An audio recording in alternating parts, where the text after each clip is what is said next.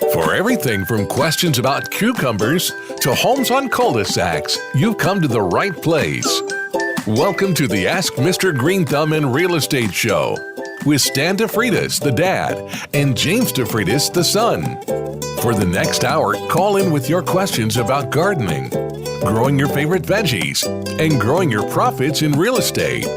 Call them anytime at 727-254-7127. That's 727-254-7127. And now, your hosts, Stan and James DeFreitas.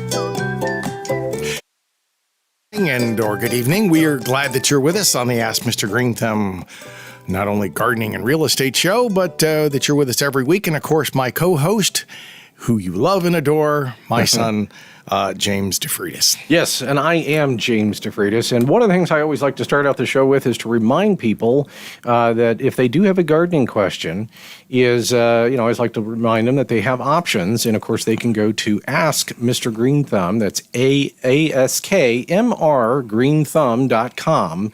When you go to the website at AskMrGreenthumb.com, you can click on the Ask button, and you can literally submit a gardening question right there from the site using your cell phone, and you can also attach photos, and that's very helpful for us to help identify whatever problem you may be going right or going wrong in your yard or landscape. And interestingly enough, somebody has availed them of that question. Actually came in today. So it came in from a lady named Pam. And the cool thing is even though we are Florida-based, and we tend to think of our, horticulture in terms of what works here, and in sandy soils and in soil that, as you like to point out, has less than 1% organic matter. Which it does. And that's one of the reasons that we have to use a soil amender of some type. So one of the things that she's asking in this question, which is perfectly tailored for you, but the whole reason I mentioned that it's cool that they go to the website is that she's actually from New York. And so what I'm getting at is, the website goes everywhere. Yeah, we're around the world. Around the world. So she's actually calling in from New York City, or I should say emailing us from New York City is more accurate. She had planted some rose bushes. This is her exact email. Her name's Pam, and I planted some knockout rose bushes in the ground in June in New York City in the medians along First Avenue. There are approximately 5 bushes per median. In the median, you will see below, 2 were planted in mid-June, and they've dried out. See the photo.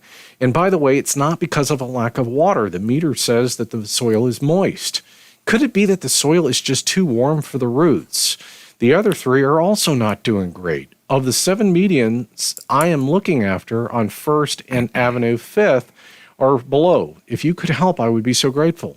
And so she's included a photo, and I'm double-clicking on it, which no one can see me doing that, but I'm double-clicking on it so that you can get kind of an image. It's kind of a faraway shot, so this is a good example of knockout roses that kind of look a little wilty, but she's saying she's using a moisture meter, and they're still not doing great. So what do we do for Miss Pam here from New York City? Okay, Pam from New York City. Got to put you in the tube. Let's see, mind the gap. Sorry, I'm thinking London. I'm thinking London. They don't look too bad, actually, to me. That picture doesn't make them look horrible. She's taken kind of a wide-out shot. I mean, one of the things, that's a good example of, if you can, take a really close shot and a wide-out shot so that we can see a lot more detail. And, because the more detail you can give us, the better we can be at helping you. But if you had to guess from your knowledge and expertise in knockout roses, and I know we have them here as well. We do. I imagine, again, I don't know how roses respond to the cold in New York City. Do they just go dormant, or how does that work?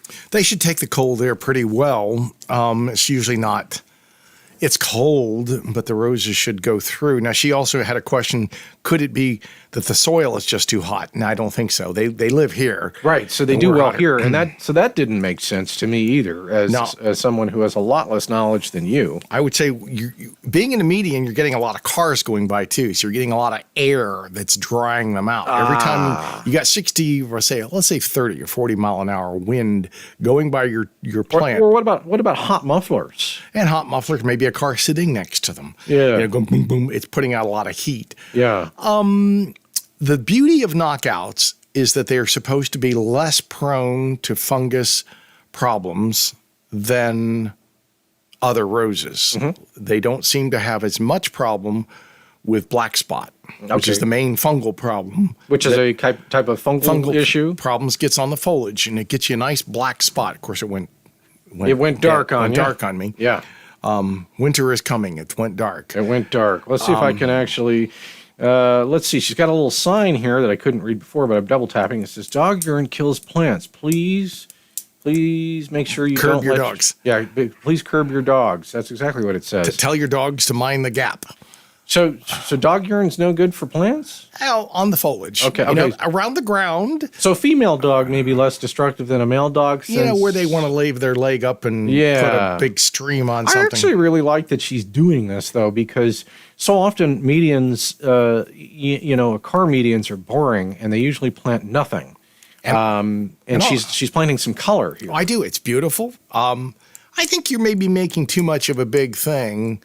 Okay. I'd like it to stay a little bit more moist, and I would check my moisture meter. Yeah, maybe check the moisture meter for its accuracy. Now, God gave us a great moisture meter, and that's our finger. Yeah. Put that finger, you can wash your finger off, get all that dirt out underneath your nail. Put it down into the soil. Uh-huh.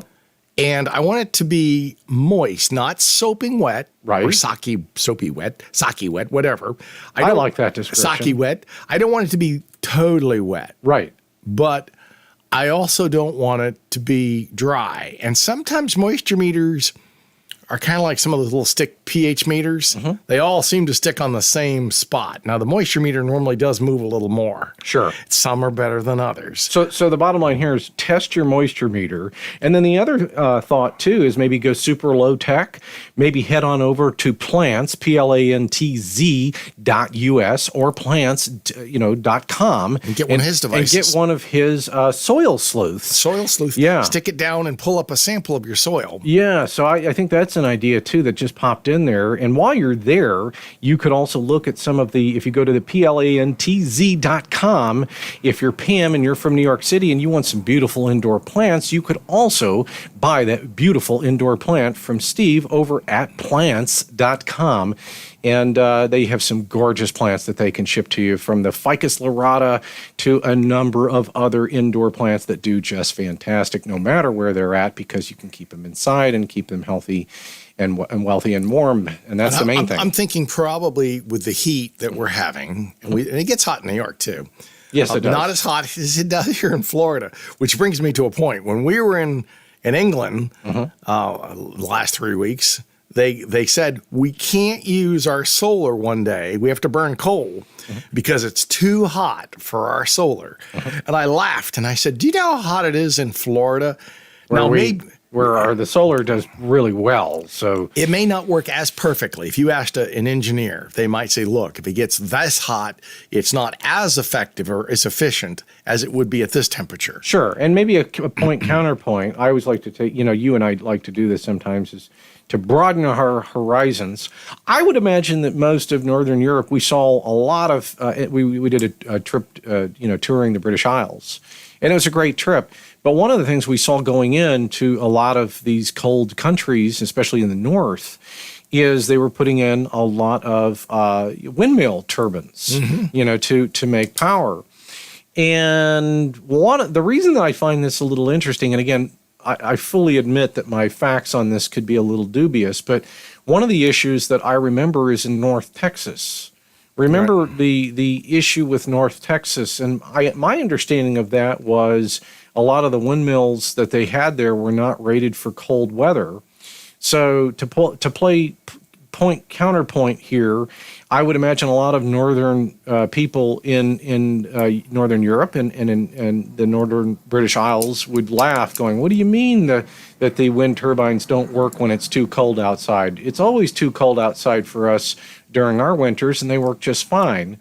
And so, Texas had this big issue, if people can remember, where people were paying $20,000 for their electric bill because they were trying to keep the heat going. And those that were fortunate enough to have backup generators, well, they did okay.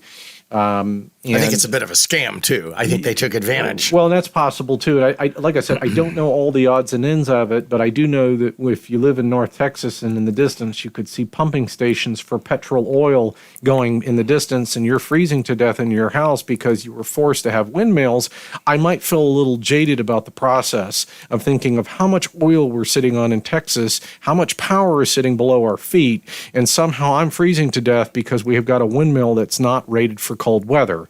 To me, that's a bit of an issue that I would have trouble getting my hands around without thinking about the politician that installed it without care as to whether or not it worked for the temperature that it could be in my neck of the woods of Texas. That would kind of irritate me. I had the same conversation with a nice teacher who was from London. Or outside of London, and she was from there, or she was an American. No, she's English. She teaches in London. Got it. And in fact, she said she might call me sometime to talk to her students about agriculture in general. And I said, "Well, what are you teaching them?" She said, "Well, she was teaching them about the EU method, getting rid of cows and stuff." And I said, "Well, I probably might not agree with everything you had to say," which would be a good thing, by the way. And let me say, critical thinking is something all teachers should want for your students. If you just do the repeat routine, 6 times 6 is 36, 6 times 7 is 42. It's good to learn rote, maybe. They don't do that much anymore. But critical thinking may be the biggest skill that I think teachers can bestow upon you. And I bless all the teachers I've had. I loved them all, and many of them helped me with critical thinking. Right.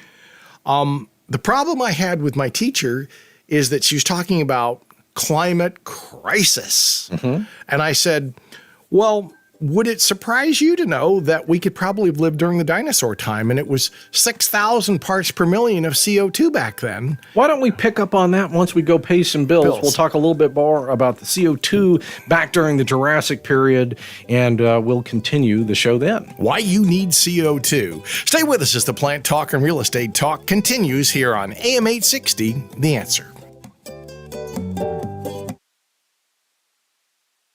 Interested in having a home consult? Remember, you can reach Stan at 727-423-4794 or on the web at AskMrGreenthumb.com.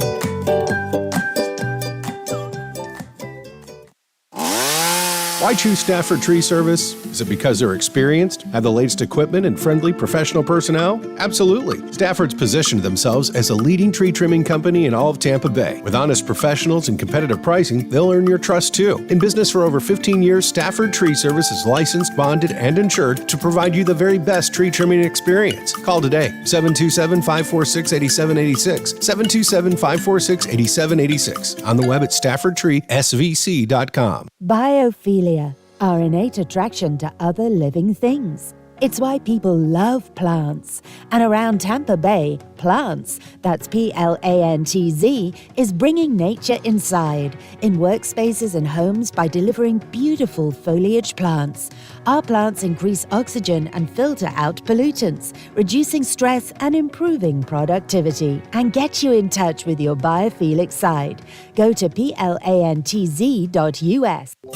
At Dream It Real Estate, we're a different kind of real estate company. We embolden our clients to dream their biggest dreams and partner with us to make those dreams come true. Our emphasis is on team building with clients who become friends for a lifetime. For more information, please go to dreamitrealestate.co or call or text James DeFreitas at 727-254-7127. Dream It Real Estate is always encouraging our clients to dream big with us today.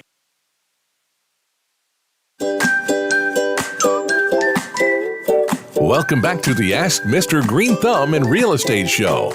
Got questions about perennial flowers? What about issues with closing on your newest property? Give them a call at 727-254-7127. That's 727-254-7127. And now your hosts, Stan and James DeFreitas. And we were mentioning CO2. And you know, CO2 is your friend. Every breath you take, every breath you make, you're putting out... Is that a Whitney Houston song? We're going to make it a new song. I'm writing one right now. Brian's in there humming it. Every breath you take, every CO2 you make, I'll be watching you. CO2 is your friend. Your plants out there need it. And you know the reason I think God put plants on the world is because without them, we would die. We would die for sure. And so we need CO2, and you should say a prayer every day and say, God bless CO2. It's keeping you alive. Sure. And you know, and the thing that I think we've mentioned before is that, you know, it's sort of a balancing effect, you know, and I do think that, you know, anytime we always talk about point counterpoint, and, you know, we have the luxury of complaining. And people will just scoff when I say this. We have the luxury of complaining about climate change. And the reason that we have the luxury of complaining about it is because we did go through the Industrial Revolution. And so without that, we wouldn't have the technology to even measure the thing that we're complaining about. So I do think we have to remember that technology and advancements that we make in science and in medical fields, and, you know, you don't make these technical advancements without having gone through an industrialization process. And so in some ways, God bless that we did that, because we wouldn't even know what we were doing without it. And I think that's a point that maybe gets missed more than people would like to accept it, you know, because I think at some level, there are some people out there that think that well, maybe it would have been better had we not even had the Industrial Revolution. And I'm not of that ilk, because, you know, if you think about it, well, we wouldn't have cars. We wouldn't have the ability to manufacture clothes at great scale. We wouldn't have the ability to, have fruits and vegetables grown at the scale that we have to feed the 8 billion people that we have on this planet. Not that everyone's being fed, sadly. But, you know, there's a lot of things we would have to give up. Computers, you know, wouldn't be here. We wouldn't have any of this technology if we hadn't gone through a very messy, tumultuous time in the Industrial Revolution, a very dirty time. I mean, today it's so much cleaner than it was during the Industrial Revolution, because we don't have to rely entirely on coal, and that there are countries that rely on 70% nuclear, like France. You know, so there are other ways to produce power, but usually there's always that opportunity cost built in with whatever technology you pick. And nuclear is no exception to that. Real briefly, I might mention there was a 9-part series that I watched recently, and again, Netflix doesn't need any promos, but I watched it, but I don't think most people caught it. It was called The Days. Again, The Days on Netflix, and it was done 9-part series on the Fukushima Daiichi power plant incident, where they had an earthquake take place. This was during President Barack Obama's time period.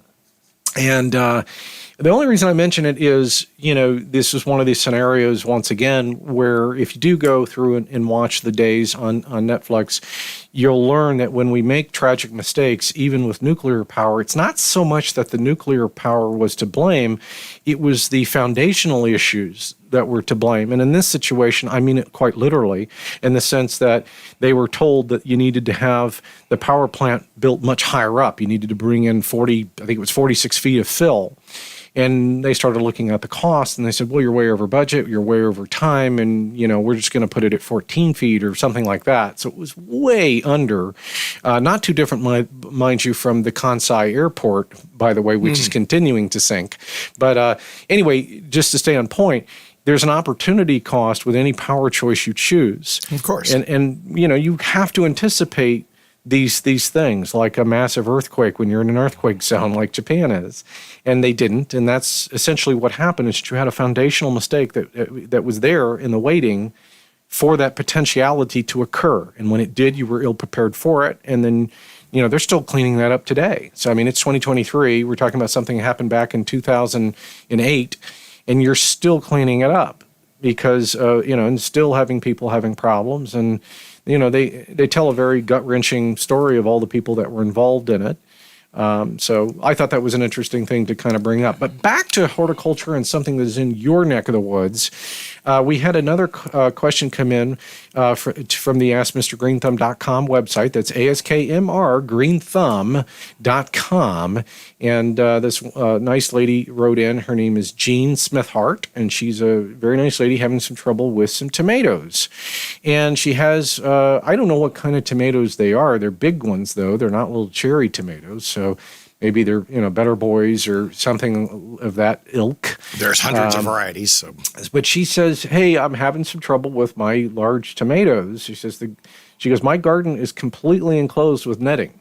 Mm-hmm. And she says, "I'm not sure if it's a squirrel or a mouse or a rat or something, but 2/3 of the tomato are are being eaten overnight." And I said to her, "Well, I really would like to see a picture, because picture tells us a lot." So she was very kind, and she definitely has a some kind of chewing here, and gosh, it almost looks human to me. But what do I know? Well, I'd say she probably has some kind of rodent. Yeah, I would be thinking maybe some kind of raccoon. Have a heart trap or something. Yeah. Try to trap whatever the critters are and take them. There are services out there that will come in and do that. They don't necessarily kill them. Right. They could take them off and relocate them. Right. To some other place. To your neighbors. Yeah, to your neighbors down the road. Yeah, drop off down there at Betty's. She snarled at me last week. Right. As I was passing. Bad Betty. I don't know. I'm sure to see that extent, that is probably an animal that's chewing. Chewing. And they're like us. I'm worried. I've got a pineapple right now that I'd like to harvest. It's not quite ready. It's not quite ready. But I'm worried, and I was worried on our trip to England, that I'd get back and that it would be half chewed, half gone. Yeah. Well, can you blame them? I mean, probably either tasty, free fruit, ready to eat. Yeah, and you think about the critters don't know it's yours. They think it's theirs. You grew it for them. Right. And so that's what they're thinking. And even though you've got it kind of covered over, they're pretty amazing. They can get into stuff. They're like Houdini. Oh, you think I can't get out of these shackles? Right. Let me mention one other thing, too. When we were in England, the air was pretty good in London. There was a time back in the 50s when they were burning an intense amount of coal. And even earlier. That you couldn't breathe, maybe going back to the 40s and 30s and 20s even, when the air quality was so bad in London that you had days where you couldn't go out. Mm-hmm. Oh, yeah. Today, it was gray and it was wet and it was moist, as it typically is in London. And as they like to say, mind the gap as you're getting on the subway. And they like to say, put it in the bin, not the garbage can. Little differences in words that we use and they use. But I loved the time over there. Mm-hmm. Actually got to go to the church, St. Paul's Cathedral, and see where my grandfather was confirmed. Yeah. So maybe we can talk about St. Paul's Cathedral when we come back, because that's always an interesting topic. And then you can take it away for us. Stay with us as the Plant Talk and Real Estate Talk continues right here on AM 860, The Answer.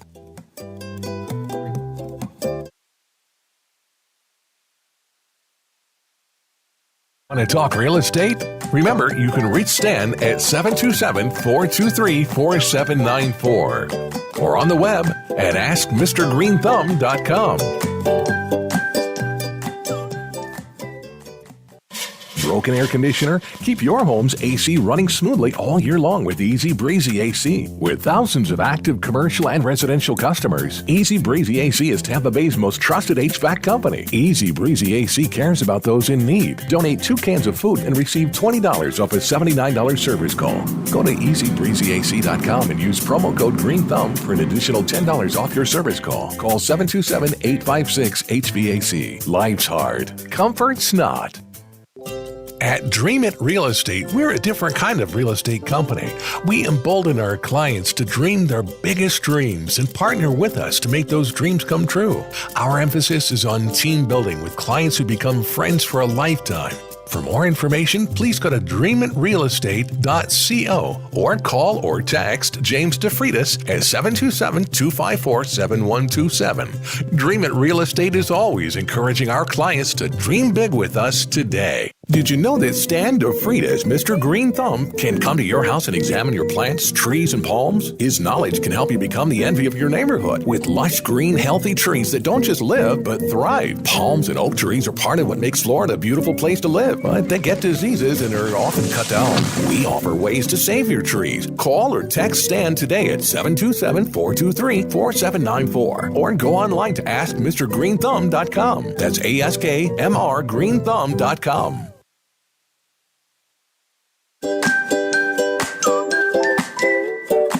Welcome back to the Ask Mr. Greenthumb and Real Estate Show. Connect online at AskMrGreenthumb.com. Got questions about gardening, real estate, or both? Give him a call at 727-254-7127. That's 727-254-7127. And now your hosts, Stan and James DeFridas. So it brings me back to CO2 and gases, and yes, coal can be dirty. Now, there are ways to burn coal that are cleaner. There are scrubbers and things they can use. When we were in London, it was not because of pollution that we could see. Now that you could see. Now, CO2 can be a problem at high levels, but I will tell you that during the dinosaur period, it was about 6,000 parts per million. Mm-hmm. We could have existed. Now, the dinosaurs might have crunched us and stood on us, but if we'd been around at that time, we could have survived the CO2. Mm-hmm. Now, we're at 419 right now. Right. So that's a great difference. Yep. But people say, oh, the world is going away. It's a crisis. It's not a crisis. Yeah, it's a problem that we can deal with.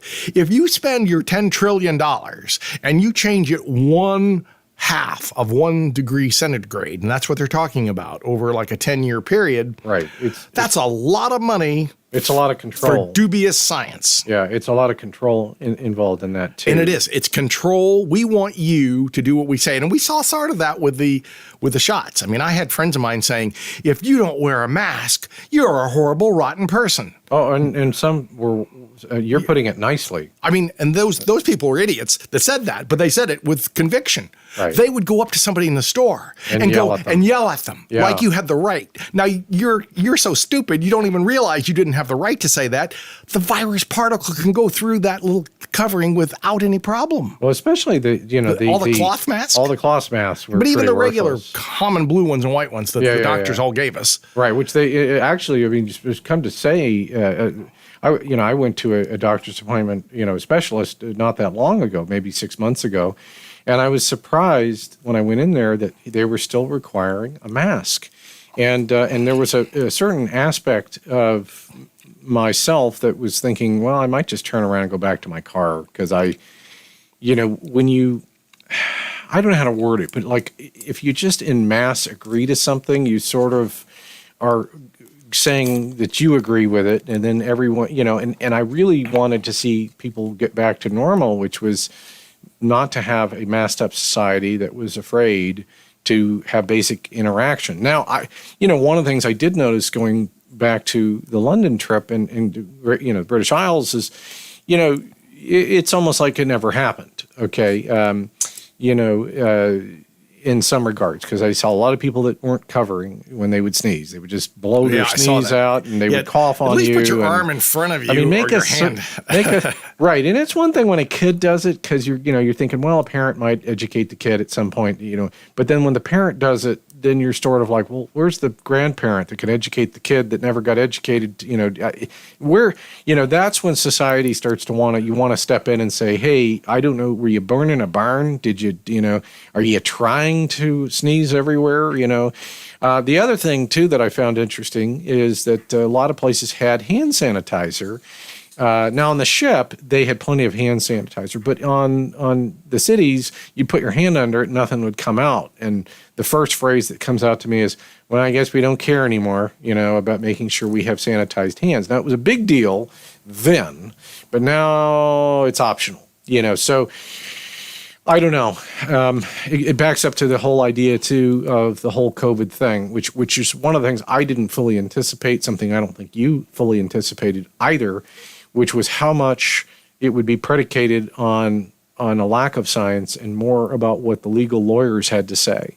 And almost every company defaulted to whatever the lawyer said because they were far more scared of what the legal implications of what might occur than they were of the business applications of what did occur. I'm going to listen to the scientists over lawyers every day of well, the the week. scientists were pretty much negated from the process. I mean, that's pretty, I mean, I remember talking to my general practitioner and he's like, yeah, he goes, it's really dubious science as to whether or not the masks are all that effective. And, and even he said, he admitted to me, he's like, well, at first they lied to us because they didn't have enough masks and they weren't sure if they wanted to tell the truth to us, so they didn't, wearing a mask could be more dangerous, they said, because you may not know how to wear it correctly. I remember Dr. Fauci certainly flip-flopped on that a bunch. Yeah, he did. And then, of course, when it was time to go to a baseball game, he sure didn't have a mask on, but he was telling all of the country to do it. If I need to get my hair done, it's up to me, not you. Right, right.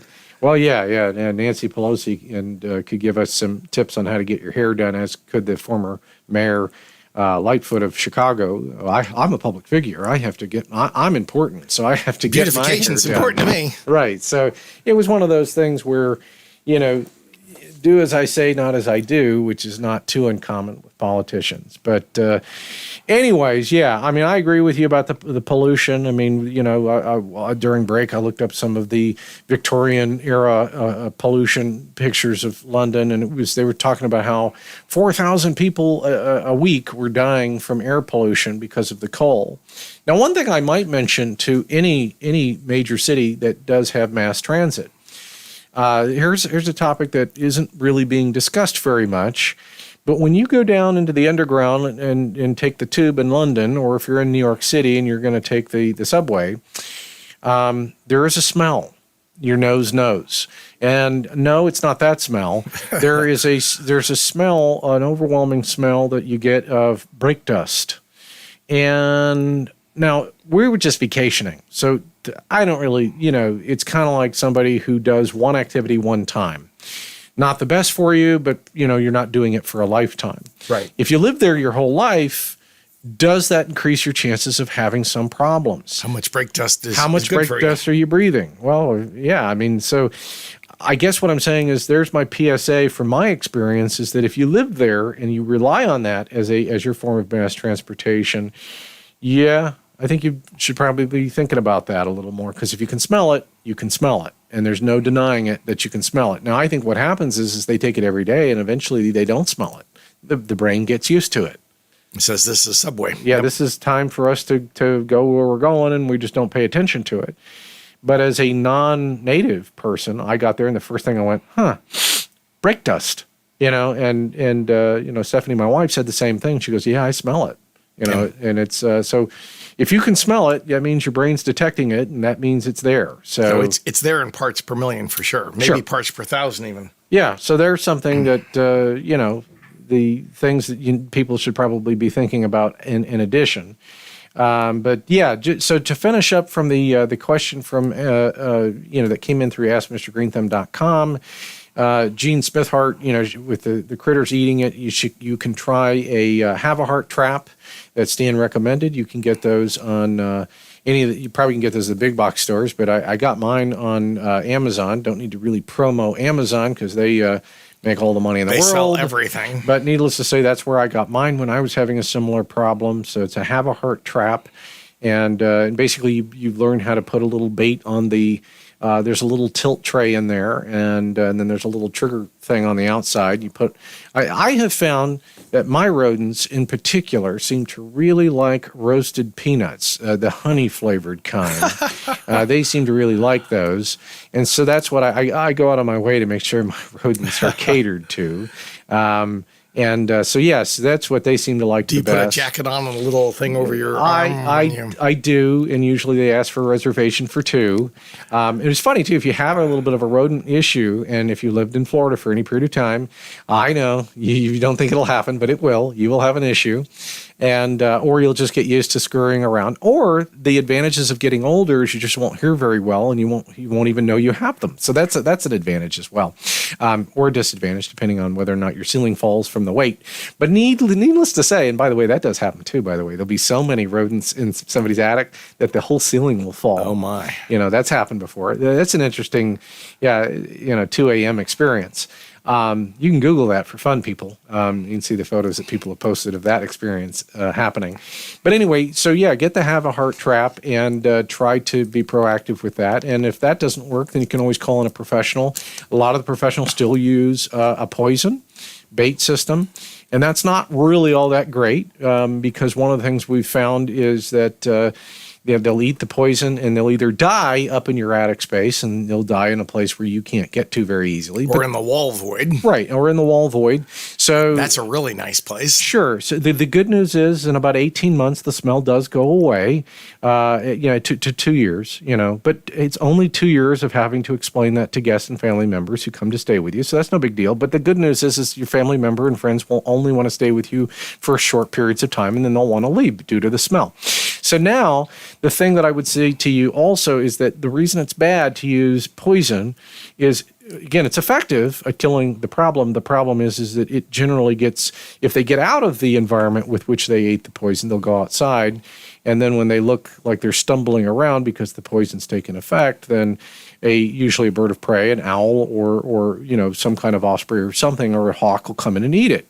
And usually that can be secondary poisoning. It's a secondary poisoning, and typically what happens there is the poison they're using is usually an anticoagulant, and so they usually die from bleeding internally. So the very beautiful bird, you may belong to an aviary club, or the Owls of Safety Harbor. There's a club for that. And I saw they lost one last year at the park. They did, and it was a beautiful bird, and they lose them all the time. So big shout out to the Safety Harbor Club for Birds, or whatever they call themselves. And but I think they're doing good work. So probably better not to use any of the anticoagulants. I mean, they used to be used a lot, and they used to tell us, the manufacturers, that it wouldn't affect secondary. Yeah, but not true. Doesn't seem to be true. That's bunk, as you would say. That's bunk. Well, a lot of times people who are selling it, there again, watch the money. When politicians tell you something, you got to watch the money. Not saying all politicians lie. Somebody in England asked me, well, how do you know when a politician's lying? Their lips are moving. I said their lips are moving, of course. Right.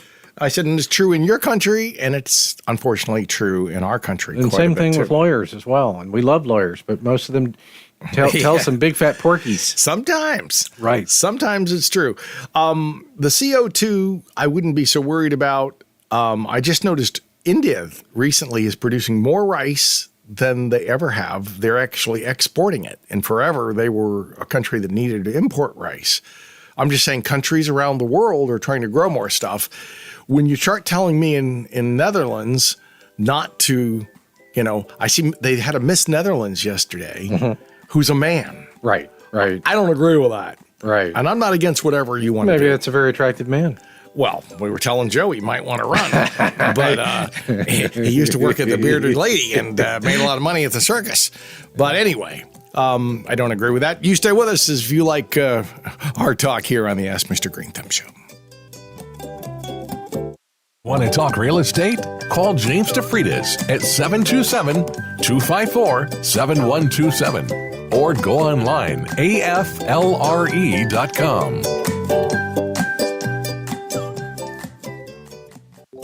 At Dream It Real Estate, we're a different kind of real estate company. We embolden our clients to dream their biggest dreams and partner with us to make those dreams come true. Our emphasis is on team building with clients who become friends for a lifetime. For more information, please go to dreamitrealestate.co or call or text James DeFreitas at 727-254-7127. Dream It Real Estate is always encouraging our clients to dream big with us today. Why choose Stafford Tree Service? Is it because they're experienced, have the latest equipment, and friendly professional personnel? Absolutely. Stafford's positioned themselves as a leading tree trimming company in all of Tampa Bay. With honest professionals and competitive pricing, they'll earn your trust too. In business for over 15 years, Stafford Tree Service is licensed, bonded, and insured to provide you the very best tree trimming experience. Call today, 727-546-8786, 727-546-8786. On the web at staffordtreesvc.com. Biophilia. our innate attraction to other living things. It's why people love plants. And around Tampa Bay, Plants, that's Plantz, is bringing nature inside, in workspaces and homes by delivering beautiful foliage plants. Our plants increase oxygen and filter out pollutants, reducing stress and improving productivity. And get you in touch with your biophilic side. Go to plantz.us.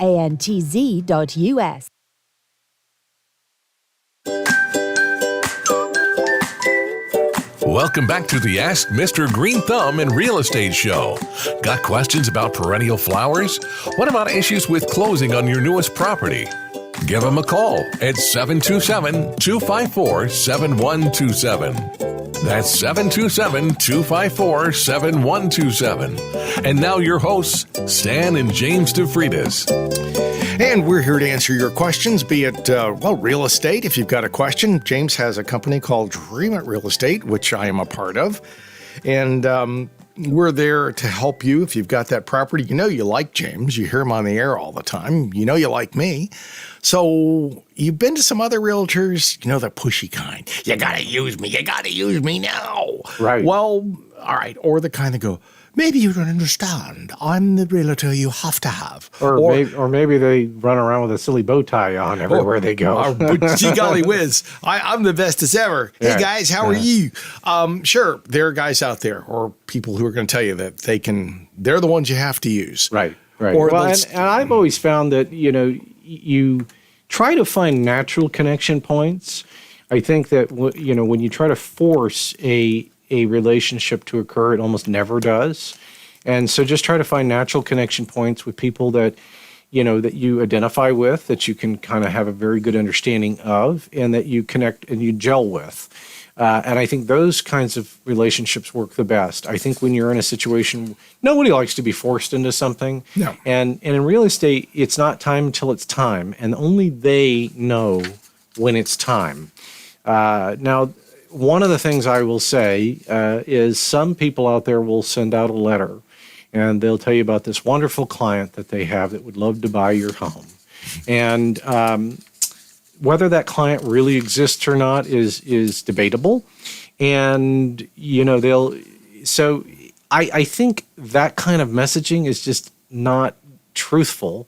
And I really think having genuine messages that actually represent who you are is better.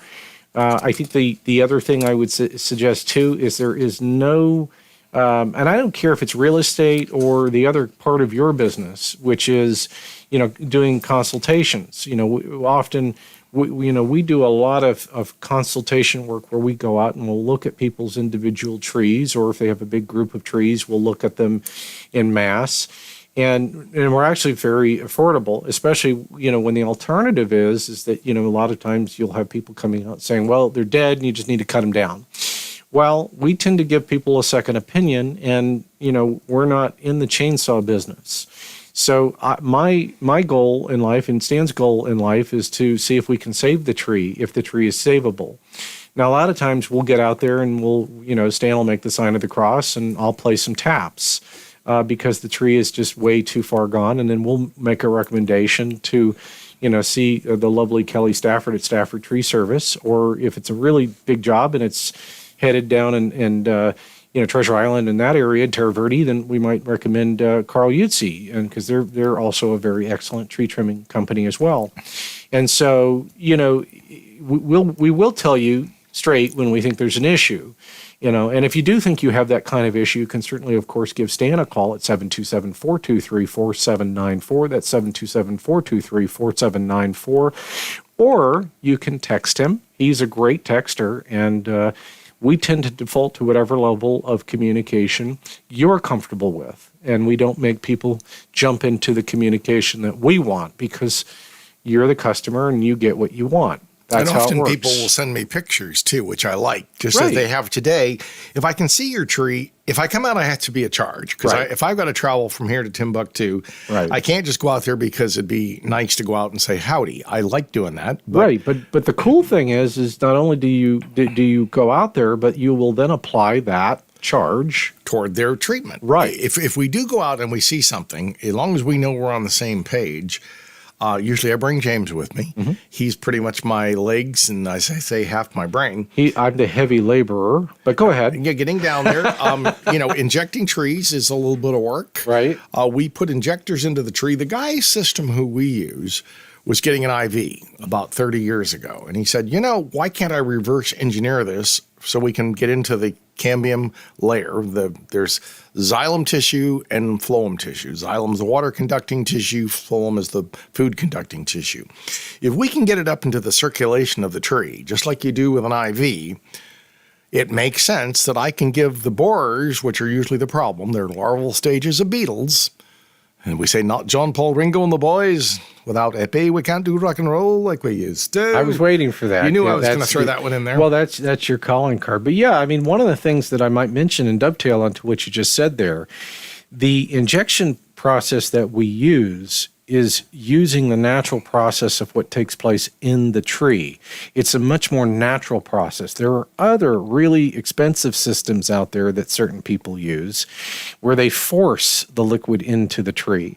And I'm not a fan of that. I think that you're potentially doing damage to the tree when you force a fluid through the tree at a faster rate than the tree would like to take it. And I don't think that's a good idea. I don't think it's healthy for the tree. Now, I have no research to back that up other than that's what it seems like it would be a problem to me. So I'm not taking a whole negative I'm not saying stance. there couldn't be a better system down the road somewhere. Right. And I'm not necessarily saying that there couldn't be some advantages to that, because one of the negatives with what we do when we inject a tree is that we have to come back. We have to remove the injectors. So there's a little bit of a more work for us, but we don't charge to come back and remove the injectors. So I just make sure that people often ask us that. Well, we don't do that. That's part of the initial service. But one of the things that, but we like the idea of it being a more natural process for the tree. I think a tree can only take in what a tree can take in. And then once it's reached that critical mass, it's done. And we've got some trees, or had some trees like the Ficus nitida that we've treated. And sometimes the hydraulic forces will be so great, it'll push the injectors out. And we'll get some phone calls and they'll go, well, it didn't work. Well, no, it did. It mixed so thoroughly that eventually the fluid that was left in the capsule is actually fluid that came from the tree. Yeah, because there's such pressure from the tree bringing up water through the base, especially in a ficus, because they're so mammoth and they're always pulling up, especially as hot as it is. Sure. The hotter it is, the more the tree is transpiring, and it's putting out hundreds of gallons of water. Well, and being fair, I mean, we can't see inside the trees, so people have no a frame of reference to know that there's water moving up and down the tree. They have no idea that that's taking place, and I don't blame them because they can't see through the tree to see that occurring. So that's why a lot of times people look at trees as inanimate objects rather than a living thing. Or as they look at their hand, you can see the veins on us. Right. But you don't see that in a tree. But a tree does have a system that's similar with Sure. their phloem and xylem.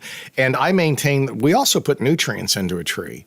And it's kind of like when you're not healthy at the hospital, one of the first things they'll do is hang a bag of fluid on you. Absolutely. Usually with a little bit of glucose to help get you back. Sure. Because you can't get totally dried out. Right, they're trying to make sure your electrolytes are up. Not good on your kidneys, not good on you, not good on your liver. And the same thing is kind of true with a tree.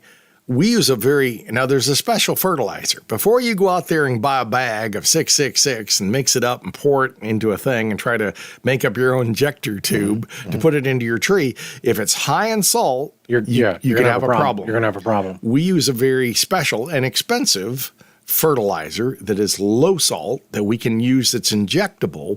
And to me, it's just as important for me to get your tree healthy as it is to try to kill off the borers, or if you have a fungus. And we've treated a couple of trees recently that have like a canker, sycamore for one, Sure. that gets into a canker problem. And on the Royal Poinciana. They get into a canker problem. A number of trees do. Fungus is all around us. Fungus is among us, as you like to say. I had a lady, as I said, called me on the radio, 30 years ago. And she called me up and she goes, I think you're making up this term blight. And I said, you do? I said, well, go read the Old Testament. It's full of blight and pestilence. So it's not something I came up with. And she goes, well, Buster, I'm a nurse. I said, well, if you were really a nurse, then you know about fungi and bacteria. Because you deal with it on a daily basis. And plus, it wasn't the Great Potato Famine based on a blight? Sure. So if you're Irish or Scottish and you're in our country today and you're part of American society, you probably have some ancestors that came here because of the blight. Because of a fungus. Right. And God bless you for that blight, because you wouldn't be here if it wasn't. See, there's an upside There's to it. always an upside to it, no doubt about it. And so as we run down the end of our show here, we always want to encourage you to stick around for Dr. Bill Handelman. He comes on right after us. And we sure do appreciate that you guys took the time to listen to us for this hour. And any parting thoughts you want to give? If you got any pictures, you got some questions, askmrgreenthumb.com. You'll see a drop down where you can send us photos. I like the photos. I can see them.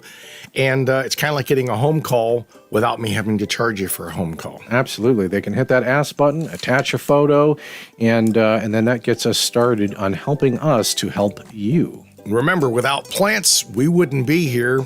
And as Teddy used to say, go out and live it up.